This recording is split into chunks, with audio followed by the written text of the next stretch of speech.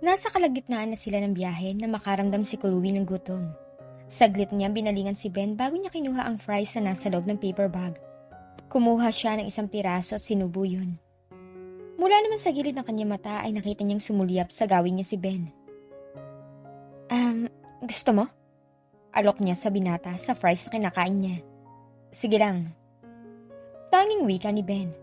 Tumingin si Chloe sa hawak na fries at kay Ben. Nagpakawala siya ng buntong hininga bago siya kumuha ng isang piraso ng fries at inilapit niya yun kay Ben. Napatingin naman ang binata sa fries na inilapit niya at sa mukha niya mismo. Oh? Sabi niya na magtama ang mga mata nila. Inilapit din niya ang fries sa labi nito. Napansin niya pagkislap ng mga mata ni Ben bago nito ibinuka ang bibig para kainin niyon. Salamat. You're most welcome. Panggagaya niya sa sinabi nito kanina. Sumubo muli siya ng fries at sinubuan din niya si Ben. Hinati din niya sa dalawang burger at yung kalahati ibinigay niya rito. Drinks. Maya-maya ay wika ni Ben.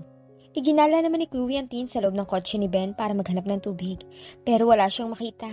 Hanggang sa mapatingin siya sa iced tea na hawak niya. Gusto niyang i-offer yun kay Ben pero nahihiya siya. Nainuman na kasi ni Chloe yun. It's okay with me. Are you sure? Yes. Wala na nga nagawa si Chloe kundi ilapit kay Ben ang hawak ng iced tea rito. At nang sumipsip si Ben sa straw na ginamit niya ay hindi niya napigilan ng sariling mapatingin sa labi nito. At nag-init ang magkabilang pisngi niya nang maalala ang halik na pinagsaluhan nilang dalawa noon.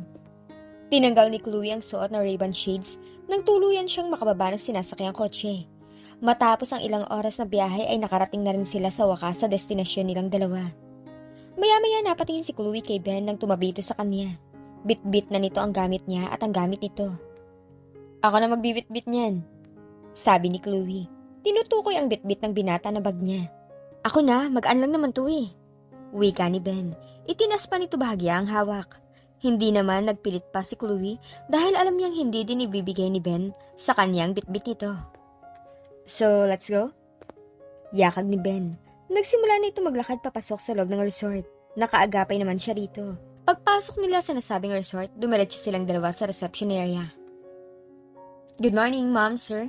Bati ng receptionist sa kanilang dalawa ni Ben. Gumanti ng bati si Ben.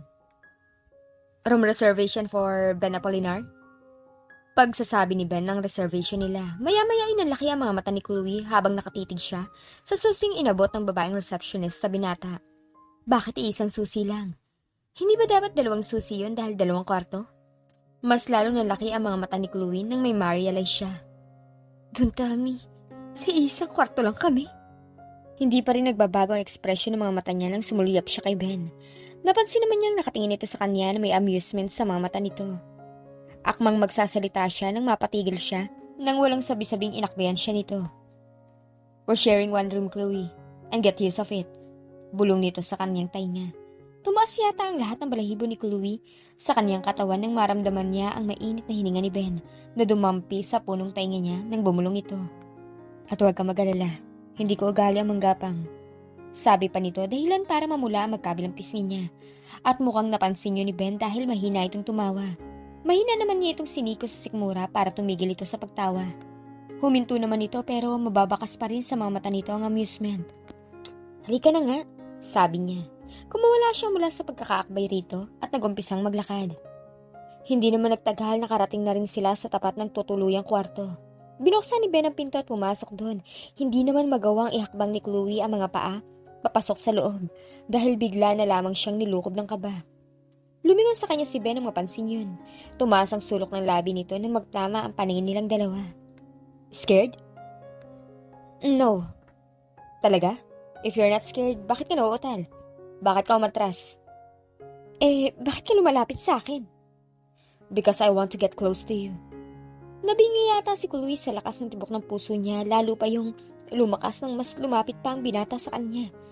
Gusto pa sana niya umatras pero dead-end na eh. Naramdaman na kasi niya ang malamig na pader. Anong ginagawa mo? Nanlalaki ang mga mata na tanong ni Chloe. Tinetesting ko lang kung totoong sinasabi mo na hindi ka natatakot sa akin. Nahigit niya ang hininga. Hey, get a room you too! Mabilis na itinulak ni Chloe si Ben sa dibdib nang marinig niya ang boses na yon. Nang sumulyop siya sa kanyang gilid, ay nakita niya ang dalawang lalaki na nakangisi habang nakatingin sa kanila. Hey! Mukhang kilala ng binata ang bagong dating. Lumapit ang dalawang lalaki kay Ben at nakipag-fist bump ang mga ito sa binata. Pagkatapos na tumutok ang tingin ng mga ito sa kanya. Admiration flickered to their eyes as he looked at her. Napatingin naman siya sa binata nang akbayan siya nito at hinapit siya nito palapit sa katawan nito. Back up, dude. She's Chloe, my fiancé, and she's already mine. Pagkapasok nilang dalawa ni Ben sa restaurant na matatagpuan sa loob ng resort, ay agad na namataan nila ang mga kaibigan ng binata na nakaupo sa mesa. May mga babae na kasama mga ito. Sa palagi ni Chloe, mga kasintahan ng mga ito ang mga babaeng kasama. At nang makita sila ng mga ito, agad silang kinawayan. Maya-maya napatingin siya kay Ben nang maramdaman niya ang mainit nitong kamay na humawak sa baywang niya. Let's go near them. Hawak pa rin ni Ben ang baywang niya nang mag-umpisa silang maglakad palapit sa mesang kinaroroonan ng mga kaibigan niya. Hey dude! Bati ng isa. Kung hindi siya nagkakamali, Stefan ang pangalan nito. And hi Chloe! Bati naman ni Stefan nang sumulyap ito sa kanya. Hello! Nakangiti niyang bati. Dito na lang kayo maupo. Maya-maya ay sabi ni Stefan. Tumingin si Ben sa kanya na tila ba tinatanong siya kung okay lang sa kanya. Nakangiting tumango naman siya. Pinaghila siya ni Ben ng silya. Salamat. Pasasalamat niya nang makaupo siya ng maayos. Pagkatapos na umupo ito sa siling tabi niya. Binigyan sila ng staff ng tigisang menu. What do you like, Chloe? Tanong ni Ben. Saglit niyang sinulyapan si Ben bago niya binalik ang tingin sa hawak na menu. Kinagat niya ang pang-ibabang labi habang namimili siya ng order niya. Ang hirap mamili. Mukhang masarap lahat eh. Ikaw na lang umorder para sa akin. At napakurap na mga mata si Chloe nang mapansin niyang nakatingin si Ben sa labi niya. At nang ialis nito ang tingin sa labi niya, inilipat nito yun sa mga mata niya. Nakita niya ang iba't ibang emosyon na bumakas sa mata nito pero kahit isa wala siyang mabasa. Napalunok si Chloe. Hindi niya maintindihan kung bakit lagi nalang bumibilis ang tumbok ng puso niya sa tuwing malapit lang ang presensya ni Ben. Ikaw na lang ang bahalang umorder para sa akin. Sa sobrang dami, hindi ko alam kung anong orderin ko. Sabi na lang ni Chloe para maalis ang titig ni Ben sa kanya. Para na kasi siyang nabibingi sa lakas ang tibok ng puso niya sa sandaling yun. Iabot din niya ang hawak na menu rito. At nang kunin nito ang menu, ay hindi sinasadyang naglikit ang mga kamay nila dahilan para maramdaman na naman ni Chloe ang tila kuryenteng nanulay sa katawan niya. Simpleng pagkakadikit lang yun pero pakiramdam niya parang live wire ang nakahawak sa kanya. At mukhang hindi lang din siyang nakaramdam nun dahil base na rin sa titig ni Ben, alam niyang naramdaman nito yun. Hey guys, late na ba ako? Maya-maya yunting nagsasalubong ang mga kilay niya na marinig niya ang pamilyar na boses na yun. Napansin din ng dalaga na tumingin si Ben sa pinagmulan nito. Dahil nakatitig pa rin siya kay Ben at kitang-kita niya ang pagtitiimbagang nito. Nagpakawala siya ng buntong hininga bago siya tumingin sa dumating. Nakita niya ang nakangiting mukha ni Jen. Ang impakta sa harapan nila. Para talagang kabuti ang babaeng ito, palagi na lang sumusulpot sa kung saan sila. Napansin din ni Chloe ang pasimpleng pagtitinginan ni Stefan at ng kaibigan ng mga ito. May idea si Chloe kung para saan ang pagtitinginan yun. Hindi siguro inaasahan ng mga ito na magtatagpo ang landas ng past and the future ni Ben. Siyempre, si Jen ang past at siya naman ang future ng binata. Narinig ni Chloe ang pagtikim ni Stefan. Tamang-tama lang naman ang dating mo dyan. Take a set. Dagdag pa na uwi ka ng lalaki sabay muestra sa isang bakanting upuan katabi ni Venus. At sa halip na umupo si Jen sa upuang inimuestra ni Stefan, ay napili pa nitong umupo sa bakanting silya katabi ni Ben. Hindi lang ito mukhang impakta, mukhang linta pa. Calling the attention of all single ladies, please come in front. Wika ng host sa kasal ng kaibigan ni Ben sa sandaling yun. Umayos na upo si Chloe habang tinitingnan ang mga ilang kababaihan na imbitado din sa kasal na nagpunta sa harapan. Nakita din niyang tumayo si Jen at nakisali sa mga ito. Hey Chloe, come! Yaya sa kanya ng girlfriend ni Stefan na si Ella. Mabilis siyang umiling. Hindi na. Para lang naman sa mga single yan. It's just for fun lang naman. Kaya halika na. Wala nang nagawa si Chloe kundi tumayo mula sa kinauupuan nang hawakan siya ni Ella sa kamay at hinila patungo sa harapan. Pumwesto naman si Chloe sa bandang dulo. Wala kasi siyang balak na makisali sa mga ito and she wants to give chance sa mga single pa. Lalong-lalo na kay Jen para kapag ito ang nakasalo sa bouquet ng bagong kasal, magkaroon na ito ng love life. Para hindi na ito magmukhang linta sa kalalapit kay Ben. Kasi kapag siya ang napuno, ingungud-ngud talaga niya ang pagmumukha nito sa putik para magtanda. Tahimik lang si Chloe habang nakikinig sa sinasabi ng host kung ano ang gagawin nila. Pagkatapos magsalita ng host ay sinabi nito sa kanila na mag-ready na sila. At ang ihagis ng bride ang hawak nitong bouquet ay nagulat na lang si Chloe na naglanding yun sa harap niya. Kahit ayaw niya, wala na siyang nagawa kundi saluhin yun. Kinagat niya ang pang-ibabang labi nang mapansing tumingin ang mga babaeng kasama niya sa kanya. Napatingin naman siya sa kinaroroonan ni Ben. At gano'n na lang ang pagkabog ng puso niya nang makitang nakangiting nakatingin ito sa gawi niya. At namula ang magkabilang pisngi niya nang kindatan siya ng binata nang magtama ang paningin nila. Maya-maya ay sinabi ng host sa kanya na tabihan niya ang bride. Congratulations! Masayang bati ng bride ang tabihan niya ito. Nakangiting binalingan niya ito. Salamat and congratulations din. Sabi niya. Nginitian lang din siya ng bride bilang sagot. For the all single men, please come in front too. Karamihan sa bisita ng mga binata ay nagpunta sa harap. Hindi niya napigilan ang pagsilay ng ngiti sa kanyang labi nang makitang tumayo din si Ben at nagpunta sa harapan. Pumwesto pa ang binata sa pinakaharap. Sa sangdaling yun, naidalangin ni Chloe na sana'y si Ben ang makasalo ng garter na iahagis ng groom. Maya-maya ay tumaas ang isang kilay niya na makitang lumapit si Ben sa groom at bumulong. Napansin din niya ang pagtango ng groom at ang pag-angat ng dulo ng labi nito habang nakikinig sa binubulong ni Ben. Pagkatapos nun, bumalik na sa dating pwesto si Ben. May ngiti na din na nakasungaw sa labi nito. Maya-maya napatuwid siya ng tayo nang sabi ng host na ihahagis na ng groom ang hawak nitong garter. Please, sana si Ben ang makasalo. At gano'n na lang ang sayang naramdaman niya nang ihagis ng groom ang hawak nitong garter sa kinaroroonan mismo ni Ben. Tumawa ang bride na katabi niya nang marinig ang reklamo ng mga lalaki dahil sinadyang ihagis ng groom ang hawak nito sa pwesto ni Ben. Well, sorry boys, possessive kasi ang isang yan. Natatawang wika ng groom. Ang tinutukoy nito ay si Ben. Isang halakhak lang naman ang sinagot ni Ben. At nang makalapit ito sa kanya, ay agad siya nitong inakbayan. Hindi ko sila hayaan na mahawakan ka. Ano sila? Sinuswerte? Wika ni Ben sa kanya. Dahilan para lumobo ang puso niya. This is it. Mr. Ben, pwede mo bang alalayan si Miss Chloe maupo sa silya? Wika ng host. Inmuestra rin ito kung saan siya umupo. Inalis nito ang pagkakaakbay sa kanya at hinawakan siya nito sa siko para alalayan. Pinaupo siya ni Ben. Ipinatong naman niya ang dalawang kamay sa ibabaw ng hita niya habang nakikinig siya sa instruction ng host kung ano ang gagawin ni Ben. Nagangat ng tingin si Chloe nang pumwesto sa harap niya si Ben. Nakangiti ito habang nakatunghay ang mga mata nito sa kanya. Hindi nito inaalis ang titig sa kanya nang dahan-dahan nitong lumuhod sa harapan niya. Are you ready, Chloe? Husky ang boses na tanong ni Ben. Isang tango lang naman ang isinagot niya sa binata. Nginitian siya ni Ben ng matamis bago nito inalis ang strap ng sandals ng suot niya at tuluyan na nitong inalis sa paa ang suot na sandals. Kinagat ni Chloe ang pang-ibabang labi nang sinisimulan nitong isuot ang garter na hawak nito sa paa niya at dahan-dahan nitong itinataas yun patungo sa binti niya. More! Pinamulahan siya ng muka nang marinig ang sigawan ng bisita. Higher! Nag-angat ng tingin si Ben patungo sa mukha niya. Base sa titig nito, tila hinihingi nito ang pahintulot niya kung pagbibigyan ba niya ang request ng mga bisita. Ibinaba naman ni Chloe ang ulo para bulungan si Ben. Okay, basta bilisan mo. Nakikiliti ako. Mahinang tumawa si Ben bago nito ipinagpatuloy ang pagtaas sa hawak nitong garter. Chancing! Sigaw pa ng isa sa mga kaibigan ni Ben. Inggit lang kayo. Ganting sigaw naman ni Ben. Nangingiting iiling na lang si Chloe. Nang matapos ni Ben ay tumayo na ito.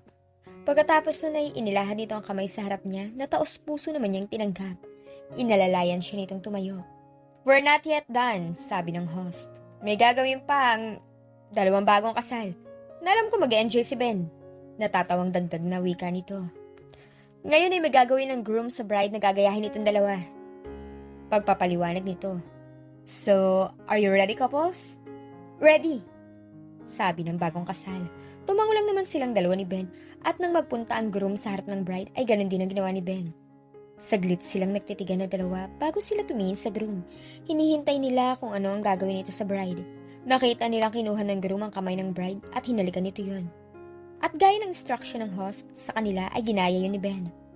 Sunod na ginawa ng groom, hinalikan nito ang bride sa noo. Tinitigan siya ng matiim ni Ben sa mga mata bago niya ito halikan. Hinalikan ng groom ang bride sa magkabilang pisngi na ginaya din ni Ben. Halos mabingi na si Chloe sa lakas ng tibok ng puso niya sa mga nangyayari at hindi mapigilan ni Chloe ang manlaki ang mga mata nang halikan ng groom ang bride sa labi. Magkalapat lang ang mga labi ng mga ito pero bahagya yung nagtagal. Sunod-sunod siyang napanunok nang tumingin sa kanya si Ben na may kakaibang emosyon na nakabalatay sa mga mata nito. Saglit siya nitong tinitigan na mainit naman niyang sinalubong at halos trumiple ang tibok ng puso ni Chloe nang hawakan siya ni Ben sa baba at dahan-dahan nitong ibinaba ang mukha patungo sa kanya. Ipinikit naman niya ang mga mata habang hinihintay na maglapat ang mga labi nila.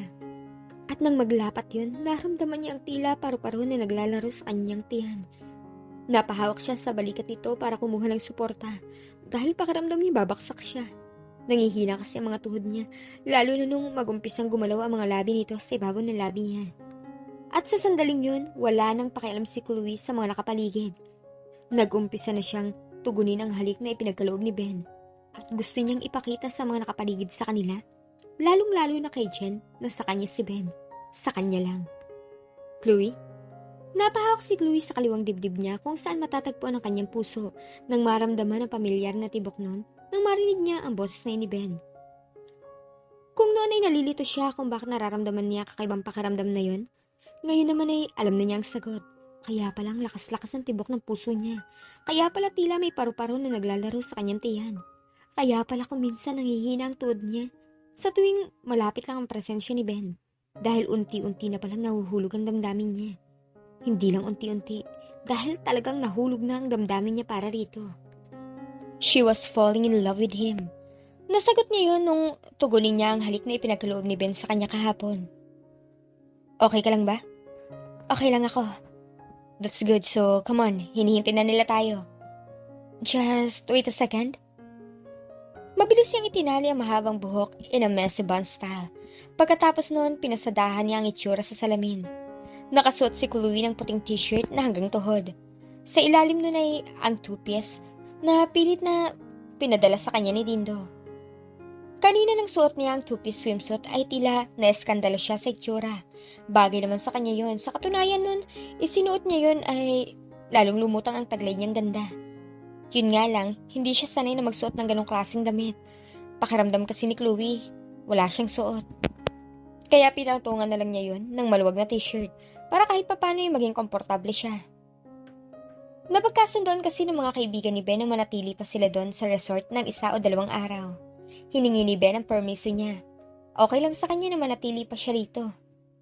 Siyempre pumayag siya at may 2 dahilan yun. Una, halatang gusto pa ni Ben na makasama mga kaibigan nito. Pangalawa, gusto pa din niyang makasama ito. Nang kontento na si Chloe sa itsura ay lumabas na siya ng banyo. At nagulat siya nang paglabas ay nakita niya si Ben na nakasandal sa pader sa gilid ng pinto ng banyo. Nang makita siya nito, agad itong umayos ang tayo. Hindi niya maiwasang pasadahan ng tingin si Ben mula ulo hanggang paa. Nakasuot si Ben ng board short at puting v-neck shirt. Sobrang kisig ng pangangatawan niya. Pinaglapat ni Chloe mabuti ang labi. Mahirap na baka maglaway pa siya sa angking kagwapuhan sa lalaking kaharap. Inalis din niya ang tingin sa katawan nito at inilipat niyon sa mukha ng binata. At pakiramdam niya umakyat ang lahat ng dugo sa kanyang pisngi nang makita ang amusement na nakabalatay sa mata nito. Pasimple na lang niyang iniwas ang tingin na rito. She heard him chuckled. At it like music to her ears. Tumikim si Ben. Let's go? Titig na titig pa rin ito sa kanya. Maya-maya ay napatingin siya sa kamay nito nang ilahad nito yung sa harap niya. Tara, yakag ni Ben. Dahan-dahan namang inangat ni Chloe ang kamay para tanggapin ang nakalahad na kamay nito. And as the moment their hand touched, Ben intertwined them. Sa ginawa nito ay parang mainit na naman ang kamay na humaplos sa puso niya. Hindi lang yun. Pakiramdam niya pati buong pagkatao niya. Magkahawak pa rin ang mga kamay nila ni Ben nang lumabas sila sa room nila. Hanggang sa makarating sila sa pool kung saan naroon ang mga kaibigan ni Ben, ay hawak pa rin ito ang kamay niya. Halos sa kahubad-baro mga kaibigan lalaki ni Ben, samantalang ang mga girlfriend ng mga ito ay nakasuot ng two-piece. Wala namang maipipinta si Chloe sa katawan ng mga ito dahil lahat naman sila, mapababae o lalaki man, walang tulak kabigin sa ganda ng mga katawan ng mga ito. Parang mga supermodel ang mga ito. Parang modelo ng isang lingerie company. Parang ang out of place siya. Dahil tanging siya lang ang babae na nakasuot ng t-shirt sa lugar na yon. Tanggalin mo na kasi ang t-shirt ng suot mo para maipakita mo din ang alindog mo sa kanila. Sabi na malanding isipan niya. Ayoko. Sagot naman ni Chloe sa isipan. Parang hindi talaga niya kayang ibalandra ang katawang nasa harapan ng ibang tao. Lalo na kay Ben. Pero agad na nagbago ang isip niya nang makita niya si Jenna umahon mula sa swimming pool, wearing a red two-piece. Wala ito sa catwalk pero kung maglakad dito, para itong rumarampa. Madapa ka sana. At nang magkita sila ni Jen ay ngumiti ito at naglakad palapit sa kanila. Oh, bakit ganyan ang mga suot niyo? Hindi pa ba kayo maliligo? Sabi nito, nang pasadahan sila nito ng tingin. Ngumiti pa ito kay Ben ng ubod ng tamis. Sino kaya ang mas makakaagaw ng atensyon kay Ben? Si Jen o si Chloe? Seryoso na kaya talaga ang binata rito?